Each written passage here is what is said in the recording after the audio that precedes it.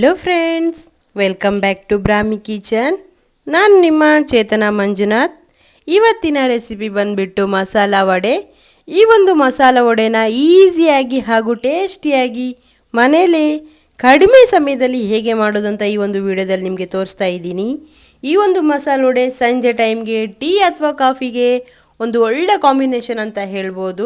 ಈಸಿಯಾಗಿ ಹೇಗೆ ಮಾಡ್ಬೋದು ಅಂತ ಈ ಒಂದು ವಿಡಿಯೋದಲ್ಲಿ ನಾನು ನಿಮ್ಗೆ ತೋರಿಸ್ತಾ ಇದ್ದೀನಿ. ಈ ಒಂದು ಮಸಾಲ ವಡೆನ ದೊಡ್ಡೋರಿಂದ ಹಿಡಿದು ಮಕ್ಕಳವರೆಗೂ ಇಷ್ಟಪಟ್ಟು ತಿಂತಾರೆ. ಹಾಗಾಗಿ ನೀವು ಟೀ ಅಥವಾ ಕಾಫಿಗೆ ನೀವು ಇದನ್ನ ಮಾಡ್ಕೊಡೋದ್ರಿಂದ ಅವರು ತುಂಬಾ ಇಷ್ಟಪಟ್ಟು ತಿಂತಾರೆ.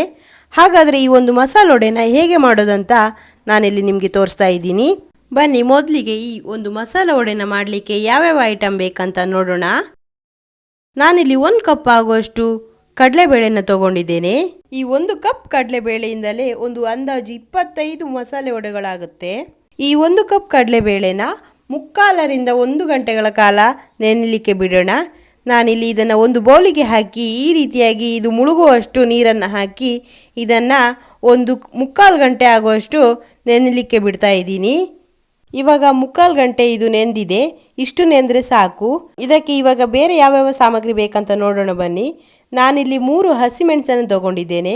ಹಾಗೆ 2 ಇಂಚ್ ಆಗುವಷ್ಟು ಶುಂಠಿ, 1/4 ಕಟ್ಟು ಆಗುವಷ್ಟು ಕೊತ್ತಂಬರಿ ಸೊಪ್ಪು, ಹಾಗೆ ಅರ್ಧ ಲಿಂಬೆ ಹೋಳು, 3 ಕಡ್ಡಿ ಆಗುವಷ್ಟು ಕರಿಬೇವನ್ನು ತಗೊಂಡಿದ್ದೇನೆ.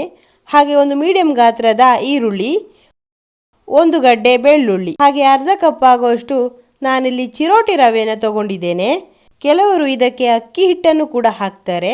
ಆ ರೀತಿಯಾಗಿ ಅಕ್ಕಿ ಹಿಟ್ಟು ಹಾಕೋದ್ರಿಂದ ಈ ಮಸಾಲ ವಡೆ ಅನ್ನೋದು ಸ್ವಲ್ಪ ಹಾರ್ಡ್ ಆಗಿ ಬರುತ್ತೆ. ಹಾಗೆ ಈ ರೀತಿಯಾಗಿ ಚಿರೋಟಿ ರವೆ ಹಾಕೋದ್ರಿಂದ ಈ ಮಸಾಲ ವಡೆ ಅನ್ನೋದು ಸ್ವಲ್ಪ ಸಾಫ್ಟ್ ಆಗಿ ಬರುತ್ತೆ, ಹಾಗೆ ಗರಿ ಗರಿಯಾಗಿ ಕೂಡ ಬರುತ್ತೆ. ಹಾಗಾಗಿ ನಾನಿಲ್ಲಿ ರವೆನ ತಗೊಂಡಿದ್ದೇನೆ. ನಾನಿಲ್ಲಿ ತಗೊಂಡಿರುವ ಸಾಮಗ್ರಿಗಳನ್ನು ಈ ರೀತಿಯಾಗಿ ಸಣ್ಣದಾಗಿ ಹಚ್ಕೊಂಡಿದ್ದೇನೆ. ನೀವೇ ನೋಡ್ಬೋದು. ನೀವು ಕೂಡ ಇದೇ ರೀತಿಯಾಗಿ ಹೆಚ್ಕೋಬೇಕಾಗತ್ತೆ. ಇದು ತುಂಬಾ ದೊಡ್ಡದಾಗಿದ್ರೆ ತಿನ್ಲಿಕ್ಕೆ ಕೂಡ ಚೆನ್ನಾಗಾಗೋದಿಲ್ಲ, ಬಾಯಿಗೆ ಜಾಸ್ತಿ ಸಿಗ್ತಾ ಇರುತ್ತೆ. ಆದ್ರಿಂದ ಈ ರೀತಿಯಾಗಿ ನೀವು ಸಣ್ಣ ಸಣ್ಣದಾಗಿ ಹಚ್ಕೊಳ್ಳಿ. ನಾನಿಲ್ಲಿ ಬೆಳ್ಳುಳ್ಳಿನೂ ಸಹ ಈ ರೀತಿಯಾಗಿ ಗುದ್ಕೊಂಡಿದ್ದೇನೆ. ನೋಡ್ಬೋದು ನೀವು. ಈ ರೀತಿಯಾಗಿ ಇದನ್ನು ಗುದ್ಕೊಂಡ್ರೆ ಸಾಕು. ನಾವೀಗ ಈ ಒಂದು ಮಸಾಲ ವಡೆನ ಹೇಗೆ ಮಾಡೋದಂತ ನೋಡೋಣ ಬನ್ನಿ. ನಾನಿಲ್ಲಿ ಮೊದಲಿಗೆ ಈ ನೆನೆಸಿಟ್ಕೊಂಡ ಕಡಲೆಬೇಳೆನ 2 ರಿಂದ 3 ಬಾರಿ ಚೆನ್ನಾಗಿ ವಾಶ್ ಮಾಡ್ಕೊಂಡಿದ್ದೇನೆ. ಹಾಗೆ ಇದರಲ್ಲಿ 1 ಡ್ರಾಪ್ ಕೂಡ ನೀರು ಇರಬಾರ್ದು. ಆ ರೀತಿಯಾಗಿ ನೀವು ಇದನ್ನು ಸೋಸ್ಕೊಳ್ಳಿ. ಇವಾಗ ಮಿಕ್ಸಿ ಜಾರಿಗೆ ಈ ವಾಶ್ ಮಾಡಿದಂಥ ಕಡಲೆಬೇಳೆನ ಹಾಕ್ಕೊಂಡು ಸ್ವಲ್ಪ ತರಿಯಾಗಿ ರುಬ್ಕೊಳ್ಳಿ. ಈ ರೀತಿಯಾಗಿ ಒಂದ್ಸಾರಿ ಮಿಕ್ಸಿನ ಸ್ವಲ್ಪ ಆನ್ ಮಾಡಿ ಆಫ್ ಮಾಡಿ ಹಾಗೆ ಮಾಡ್ತಾ ಈ ಬೇಳೆನ ಚೆನ್ನಾಗಿ ಈ ರೀತಿಯಾಗಿ ನೀವು ರುಬ್ಕೋಬೇಕಾಗತ್ತೆ. ತುಂಬ ನೈಸ್ ಏನು ಬೇಡ. ಇದು ತರಿಯಾಗಿದ್ರೇ ಈ ಮಸಾಲ ವಡೆ ಅನ್ನೋದು ತುಂಬ ಚೆನ್ನಾಗಿ ಬರುತ್ತೆ. ನೀವು ನೋಡ್ತಿರ್ಬೋದು, ನಾನಿಲ್ಲಿ ಈ ರೀತಿಯಾಗಿ ತರಿಯಾಗಿ ಇದನ್ನು ರುಬ್ಕೊಂಡಿದ್ದೇನೆ. ನೀವು ಕೂಡ ಈ ರೀತಿಯಾಗಿ ಈ ಕಡಲೆಬೇಳೆನ ರುಬ್ಕೊಂಡ್ರೆ ಸಾಕಾಗುತ್ತೆ. ಈ ಕಡಲೆಬೇಳೆ ಅನ್ನೋದು ಅರ್ಧ ಭಾಗ ಪೇಸ್ಟ್ ಆಗಬೇಕು, ಇನ್ನುಳಿದ ಅರ್ಧ ಭಾಗ ಹಾಗೆ ಇರಬೇಕು. ಈ ರೀತಿಯಾಗಿ ಇದ್ರೆ ಮಾತ್ರ ಈ ಮಸಾಲ ವಡೆ ಅನ್ನೋದು ತಿನ್ಲಿಕ್ಕೂ ಕೂಡ ಚೆನ್ನಾಗಿರುತ್ತೆ. ನೋಡಿ, ನಾನಿಲ್ಲಿ ಈ ರೀತಿಯಾಗಿ ರುಬ್ಕೊಂಡು ಇದನ್ನು ಪಾತ್ರೆಗೆ ಹಾಕೊಳ್ತಾ ಇದ್ದೀನಿ. ಹಾಗೆ ಇದಕ್ಕೆ ನಾನು ಹಚ್ಚಿಟ್ಕೊಂಡ ಈರುಳ್ಳಿ ಹಾಗೆ ಹಸಿಮೆಣಸನ್ನ ಹಾಕ್ಕೊಳ್ತಿದ್ದೀನಿ. ಹಾಗೆ ಹಚ್ಚಿಟ್ಕೊಂಡ ಶುಂಠಿನೂ ಕೂಡ ನಾನು ಇಲ್ಲಿ ಸೇರಿಸ್ಕೊಳ್ತಾ ಇದ್ದೀನಿ. ಹಾಗೆ ಸಣ್ಣದಾಗಿ ಕಟ್ ಮಾಡ್ಕೊಂಡ ಕರಿಬೇವನ್ನು ಕೂಡ ಇಲ್ಲಿ ಹಾಕೊಂಡು, ಹಾಗೆ ಸಣ್ಣದಾಗಿ ಕಟ್ ಮಾಡ್ಕೊಂಡಿರೋ ಕೊತ್ತಂಬರಿ ಸೊಪ್ಪನ್ನು ಕೂಡ ನಾವಿಲ್ಲಿ ಆ್ಯಡ್ ಮಾಡ್ಕೊಳ್ತಾ ಇದ್ದೀವಿ. ಈಗ ನಾವು ಜಜ್ಜಿಟ್ಕೊಂಡ ಬೆಳ್ಳುಳ್ಳಿನ ಕೂಡ ಇದಕ್ಕೆ ಸೇರಿಸ್ಕೋಬೇಕಾಗತ್ತೆ. ಹಾಗೆ ತೆಗೆದಿಟ್ಕೊಂಡ ಅರ್ಧ ಕಪ್ ಆಗುವಷ್ಟು ರವೆನೂ ಕೂಡ ಇದಕ್ಕೆ ಸೇರಿಸ್ಕೋಬೇಕು. ಆವಾಗಲೇ ತೋರಿಸಿರುವಂಥ ಅರ್ಧ ಲಿಂಬೆ ಹೋಳನ್ನು ಕೂಡ ಇದಕ್ಕೆ ಹಿಂಡ್ಕೋಬೇಕಾಗತ್ತೆ. ಹಾಗೆ ನಾನಿಲ್ಲಿ ಅರ್ಧ ಟೀ ಸ್ಪೂನ್ ಆಗುವಷ್ಟು ಅರಿಶಿನೂ ಕೂಡ ಇದಕ್ಕೆ ಸೇರಿಸ್ತಾ ಇದ್ದೀನಿ. ನಾನಿಲ್ಲಿ 3/4 ಟೀ ಸ್ಪೂನ್ ಆಗುವಷ್ಟು ಉಪ್ಪನ್ನು ಹಾಕ್ಕೊಳ್ತಾ ಇದ್ದೀನಿ. ನೀವು ಈ ಉಪ್ಪನ್ನು ಹಾಕ್ಕೊಂಡು ಎಲ್ಲವನ್ನು ಒಂದ್ಸಾರಿ ಮಿಕ್ಸ್ ಮಾಡಿಕೊಂಡು ಲಾಸ್ಟಲ್ಲಿ ಒಂದ್ಸಾರಿ ಉಪ್ಪನ್ನು ಚೆಕ್ ಮಾಡ್ಕೊಳ್ಳಿ. ಉಪ್ಪು ಕಮ್ಮಿ ಇರುವ ಸಾಧ್ಯತೆ ಕೂಡ ಇರುತ್ತೆ. ಕಮ್ಮಿ ಇದ್ದರೆ ಆವಾಗ ನೀವು ಉಪ್ಪನ್ನು ಕೂಡ ಸೇರಿಸ್ಕೋಬೋದು. ಈಗ ಎಲ್ಲವನ್ನು ಒಂದ್ಸಾರಿ ಈ ರೀತಿ ಚೆನ್ನಾಗಿ ಮಿಕ್ಸ್ ಮಾಡ್ಕೊಳ್ಳಿ. ನೋಡಿ, ನಾನಿಲ್ಲಿ ಮಿಕ್ಸ್ ಮಾಡ್ಕೊಳ್ತಾ ಇದ್ದೀನಲ್ಲ, ಇದೇ ರೀತಿ ನೀವು ಕೂಡ ಚೆನ್ನಾಗಿ ಮಿಕ್ಸ್ ಮಾಡ್ಕೊಳ್ಳಿ. ಎಲ್ಲ ಮಸಾಲೆಗಳು ನೀಟಾಗಿ ಮಿಕ್ಸ್ ಆಗಬೇಕು. ಮೊದಲಿಗೆ ಹಾಕಿರುವಂಥ ಮಸಾಲೆಗಳು ಕೆಳಗೆ ಉಳಿಯೋ ಸಾಧ್ಯತೆ ಕೂಡ ಇರುತ್ತೆ. ಹಾಗಾಗಿ ಎಲ್ಲವನ್ನು ಒಂದ್ಸಾರಿ ಚೆನ್ನಾಗಿ ಮಿಕ್ಸ್ ಮಾಡ್ಕೊಳ್ಳಿ. ನೋಡಿ ಎಲ್ಲವನ್ನು ಮಿಕ್ಸ್ ಮಾಡಿಕೊಂಡು ಈ ರೀತಿಯ ಹದಕ್ಕೆ ಅದು ಬರಬೇಕು. ಈ ರೀತಿಯಾಗಿ ಬಂದರೆ ನೀವು ಈ ಮಸಾಲವನ್ನು ಚೆನ್ನಾಗಿ ಮಿಕ್ಸ್ ಮಾಡಿದ್ದೀರಂತ ಅರ್ಥ. ನೀವೇ ನೋಡ್ತಿರ್ಬೋದು ಈ ಒಂದು ಮಸಾಲೆ ಹೇಗೆ ರೆಡಿಯಾಗಿದೆ ಅಂತ. ಈ ರೀತಿಯಾಗಿ ಇದು ಉಂಡೆ ಕಟ್ಟಲಿಕ್ಕೆ ಬಂದರೆ ಇದು ಪರ್ಫೆಕ್ಟ್ ಆಗಿ ರೆಡಿಯಾಗಿದೆ ಅಂತ. ನೀವೀಗ ಪಕ್ಕದಲ್ಲಿ ಒಂದು ಪ್ಲೇಟ್ ಇಟ್ಕೊಂಡು ಎಲ್ಲ ಹಿಟ್ಟನ್ನು ಈ ರೀತಿಯಾಗಿ ಒಂದು ಸಣ್ಣ ಸಣ್ಣ ಉಂಡೆಯನ್ನಾಗಿ ಮಾಡ್ತಾ ಇಡ್ತಾ ಬನ್ನಿ. ನೋಡಿ ನಾನಿಲ್ಲಿ ಮಾಡ್ತಾ ಇದ್ದೀನಲ್ಲ, ಈ ರೀತಿಯಾಗಿ ಇಷ್ಟೇ ಗಾತ್ರಕ್ಕೆ ಉಂಡೆ ಬಂದರೆ ಸಾಕು. ನಾವಿಲ್ಲಿ ಎಲ್ಲ ಹಿಟ್ಟನ್ನು ಉಂಡೆ ಮಾಡಿ ಇಟ್ಕೊಂಡಿರೋದು ಯಾಕಂದರೆ ಈ ಒಂದು ವಡೆ ಎಣ್ಣೆಗೆ ಬಿಡುವಾಗ ಉಂಡೆ ಮಾಡಿ ಅದನ್ನು ಪ್ರೆಸ್ ಮಾಡಿ ಬಿಡಲಿಕ್ಕೆ ಲೇಟ್ ಆಗುತ್ತೆ. ಹಾಗಾಗಿ ನಾವಿಲ್ಲಿ ಎಲ್ಲ ಹಿಟ್ಟನ್ನು ಇಲ್ಲಿ ಉಂಡೆ ಮಾಡಿ ಇಟ್ಕೊಳ್ಳೋದ್ರಿಂದ ಈಸಿಯಾಗಿ ಇದನ್ನು ಪ್ರೆಸ್ ಮಾಡಿ ಎಣ್ಣೆಗೆ ಬಿಡ್ಬೋದು.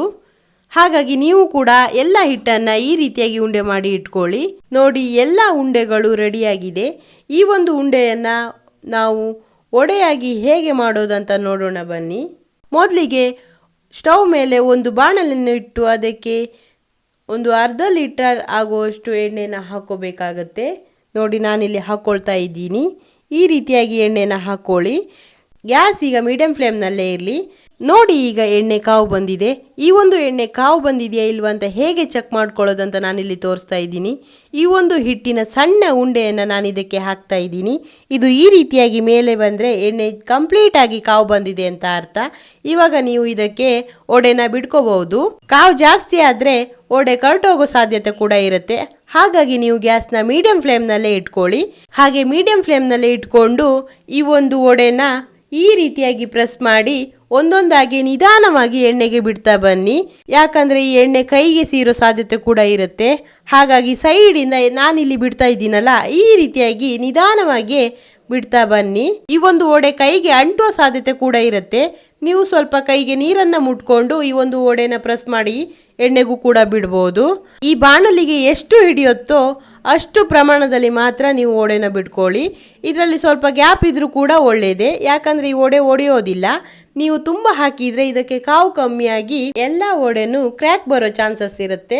ಹಾಗಾಗಿ ನೀವು ನೋಡಿಕೊಂಡು ಈ ವಡೆನ ಬಿಟ್ಕೊಳ್ಳಿ. ನೀವು ಈ ರೀತಿಯಾಗಿ ವಡೆಗಳನ್ನು ಬಾಣಲಿಗೆ ಬಿಟ್ಟಾದಮೇಲೆ 1 ನಿಮಿಷಗಳ ಕಾಲ ಇದನ್ನು ಹಾಗೆ ಬಿಡಿ. ಯಾಕಂದರೆ ನೀವು ಇದನ್ನು ಸೌಂಡ್ ಹಾಕಿ ಮುಚ್ಚಿದ್ರೆ ಇದು ಒಡೆಯೋ ಸಾಧ್ಯತೆ ಕೂಡ ಇರುತ್ತೆ. ಹಾಗಾಗಿ ಇದನ್ನು ಬಿಟ್ಟು 1 ನಿಮಿಷ ಆದಮೇಲೆ ನಿಧಾನವಾಗಿ ಇದನ್ನು ಈ ರೀತಿಯಾಗಿ ಮುಚ್ಚಿ ಹಾಕಬೇಕಾಗತ್ತೆ. ನೀವೇ ನೋಡ್ತಿರ್ಬೋದು ನಾವಿಲ್ಲಿ ಯಾವ ರೀತಿಯಾಗಿ ಇದನ್ನು ಸಾಫ್ಟಾಗಿ ಹ್ಯಾಂಡಲ್ ಮಾಡ್ತಿದ್ದೀವಂತ. ನೋಡಿ ಇದು ಈ ರೀತಿಯಾಗಿ ಕಲರ್ ಚೇಂಜ್ ಆಗ್ತಾ ಬರುತ್ತೆ, ನಿಮಗೆ ಗೊತ್ತಾಗ್ತಿರ್ಬೋದು. ಇದು ಈ ರೀತಿಯಾಗಿ ಕಲರ್ ಚೇಂಜ್ ಆಗಿ ಗೋಲ್ಡನ್ ಬ್ರೌನ್ ಬಂದಾಗ ಈ ಒಂದು ವಡೆ ಪರ್ಫೆಕ್ಟಾಗಿ ಬೆಂದಿದೆ ಅಂತ ಅರ್ಥ. ನೋಡಿ ಈ ರೀತಿಯಾಗಿ ಕಲರ್ ಬಂದಾಗ ನಾವು ಇದನ್ನು ತಗೊಳ್ತಾ ಇದ್ದೀವಿ. ನೀವು ಕೂಡ ಹಾಗೆ ಇದು ಇಷ್ಟು ಕಲರ್ ಬಂದರೆ ಸಾಕು. ಇದನ್ನು ತೆಗೆದು ಒಂದು ಪಾತ್ರೆಗೆ ಹಾಕೋಬಹುದು. ಓಕೆ, ನಾವಿಲ್ಲಿ ಉಳಿದಿರೋ ಹಿಟ್ಟನ್ನು ಕೂಡ ಇದೇ ರೀತಿಯಾಗಿ ಪ್ರೆಸ್ ಮಾಡಿ ಬಾಣಲಿಗೆ ಬಿಟ್ಕೊಳ್ತಾ ಇದ್ದೀವಿ. ನೀವೇ ನೋಡ್ತಿರ್ಬೋದು. ಎಲ್ಲವನ್ನು ಹೀಗೆ ಬಿಟ್ಕೊಂಡು 1 ನಿಮಿಷ ಆದಮೇಲೆ ಅದೇ ರೀತಿ ನಾನು ಹೇಳಿದ್ನಲ್ಲ, ಅದೇ ರೀತಿಯಾದ ಪ್ರೊಸೆಸನ್ನು ನೀವು ಮಾಡಿದರೆ ಈ ಒಂದು ವಡೆ ಯಾವುದೇ ಕ್ರ್ಯಾಕ್ ಇಲ್ಲದೇನೆ ನೀಟಾಗಿ ಬರುತ್ತೆ. ನೋಡಿ 2ನೇ ಟ್ರಿಪ್ಪಲ್ಲೂ ಈ ಮಸಾಲೆ ವಡೆ ಒಳ್ಳೆಯ ಕಲರ್ ಬರ್ತಾ ಇದೆ. ನೋಡಿ ಈ ರೀತಿಯಾಗಿ ಕಲರ್ ಬಂದರೆ ಸಾಕು. ಇದನ್ನು ಎತ್ತಿ ಒಂದು ಪಾತ್ರೆಗೆ ಹಾಕ್ಕೊಳ್ಳಿ. ನೀವೇ ನೋಡ್ತಿರ್ಬೋದು ಈ ಒಂದು ಮಸಾಲೆ ವಡೆ ಅನ್ನೋದು ಎಷ್ಟು ಚೆನ್ನಾಗಿ ಬಂದಿದೆ ಅಂತ. ಗರಿ ಗರಿಯಾಗಿ ಹಾಗೂ ರುಚಿ ರುಚಿಯಾಗಿ ಈ ಒಂದು ಮಸಾಲೆ ವಡೆ ಅನ್ನೋದು ನೀವು ನೋಡ್ಬೋದು. ಇದರ ಪರಿಮಳವಂತೂ ತುಂಬಾ ಚೆನ್ನಾಗಿದೆ. ನೀವಿಲ್ಲಿ ನೋಡ್ತಿರ್ಬೋದು. ನೋಡಿ ನಾನಿಲ್ಲಿ ಈ ಮಸಾಲೆ ವಡೆನ ಈ ರೀತಿಯಾಗಿ ಓಪನ್ ಮಾಡಿ ತೋರಿಸ್ತಾ ಇದ್ದೀನಿ. ಇದರ ಒಳಗಡೆನೂ ಕೂಡ ಅಷ್ಟೇ ಚೆನ್ನಾಗಿ ಬೆಂದಿದೆ. ಈ ರೀತಿಯಾಗಿ ಇದು ಬೆಂದರೆ ಚೆನ್ನಾಗಿ ಇರುತ್ತೆ ತಿನ್ನಲಿಕ್ಕೆ. ಇದು ಯಾವುದೇ ರೀತಿಯಾಗಿ ಕರ್ಟು ಕೂಡ ಹೋಗಿಲ್ಲ. ನೀವು ಕೂಡ ಈ ಒಂದು ಮಸಾಲೆ ವಡೆನ ನಿಮ್ಮ ಮನೆಯಲ್ಲೂ ಟ್ರೈ ಮಾಡಿ ಇದು ಹೇಗೆ ಬಂತಂತ ನನಗೆ ಕಮೆಂಟ್ ಸೆಕ್ಷನಲ್ಲಿ ತಿಳಿಸಿ. ಹಾಗೆ ಇದನ್ನು ನಿಮ್ಮ ಮನೆಯವರು ಕೂಡ ಇಷ್ಟಪಟ್ಟು ತಿಂತಾರೆ. ಸ್ನೇಹಿತರೆ, ನಾನಿಲ್ಲಿ ನಿಮ್ಮ ಬಳಿ ರಿಕ್ವೆಸ್ಟ್ ಮಾಡ್ತಾ ಇರೋದು ಒಂದೇ ಒಂದು, ಪ್ಲೀಸ್ ನನ್ನ ಈ ಒಂದು ಚಾನಲ್ನ ಸಬ್ಸ್ಕ್ರೈಬ್ ಮಾಡಿ. ಹಾಗೆ ನಿಮ್ಮ ಫ್ರೆಂಡ್ಸ್ ಹಾಗೂ ಫ್ಯಾಮಿಲಿಗೂ ಈ ಒಂದು ವಿಡಿಯೋನ ಶೇರ್ ಮಾಡಿ. ಈ ಒಂದು ವಿಡಿಯೋ ನಿಮ್ಮ ಮುಂದೆ ತರಲಿಕ್ಕೆ ನಾನು ಸಾಕಷ್ಟು ಶ್ರಮ ಪಟ್ಟಿರ್ತೀನಿ. ಹಾಗಾಗಿ ನನ್ನ ಚಾನಲ್ನ ಸಬ್ಸ್ಕ್ರೈಬ್ ಮಾಡಿ ಹಾಗೆ ನನಗೆ ಸಪೋರ್ಟ್ ಮಾಡಿ. ಪ್ಲೀಸ್ ಈ ಒಂದು ವಿಡಿಯೋನ ಆದಷ್ಟು ಜನರಿಗೆ ಶೇರ್ ಮಾಡಿ. ಹಾಗೆ ಈ ಒಂದು ವಿಡಿಯೋ ನಿಮಗೆ ಇಷ್ಟವಾಗಿದ್ದಲ್ಲಿ ಲೈಕ್ ಮಾಡಿ. Thank you.